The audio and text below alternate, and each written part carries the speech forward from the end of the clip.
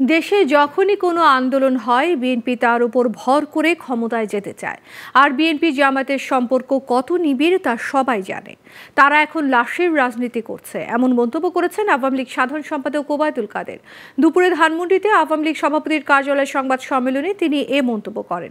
এ সময় ওবায়দুল কাদের জানান, প্রধানমন্ত্রী ঘোষণা দিয়েছেন আন্দোলনকারীদের সঙ্গে বসতে চান, তাদের কথা শুনতে চান, কোনো সংঘাত চান না তিনি। এছাড়া রোববার রাজধানীর সব ওয়ার্ড, জেলা ও মহানগরে জমায়েত করবে আওয়ামী লীগ।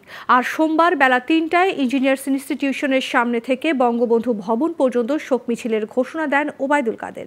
বিস্তারিত আলাউদ্দিন আল আজাদের প্রতিবেদনে।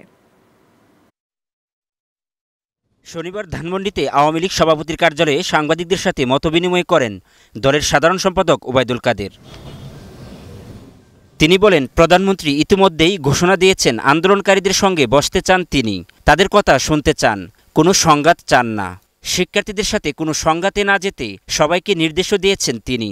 মাননীয় প্রধানমন্ত্রীর নির্দেশে সংঘাত হতে পারে, পক্ষ বিপক্ষ হতে পারে, এ ধরনের কর্মসূচি সংঘাত এড়াতেই এড়িয়ে চলছে।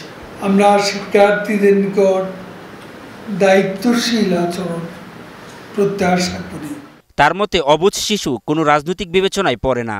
যারা অবুঝ শিশুকে হত্যা করে শিশুর লাশ থেকে ফায়দা লুটতে চায় তাদের বিরুদ্ধে তদন্ত করে ব্যবস্থা নেওয়া হবে। কয়েকটা শিশুকে মেরে আমাদের কি লাভ? তাদের যারা এই শিশুর লাশ থেকে ফায়দা লুটতে চায়, এটাই হচ্ছে বাস্তবতা। তারপরও আমরা ইউনিসেফকে অনুরোধ করব, নাম দাম ঠিকানা সহ আমরা জানতে চাই। শুক্রবার দুজন পুলিশ সদস্য নিহত হওয়ার দায় কার?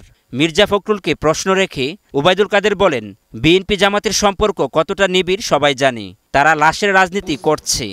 এই আন্দোলনকে ঘিরে সাম্প্রদায়িক অপশক্তি বিএনপি জামাত লাশের রাজনীতি করছে।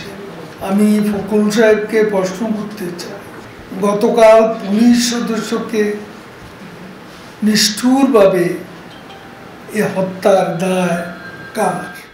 আলাউদ্দিন আল আজাদ, গ্লোবাল টেলিভিশন, ঢাকা।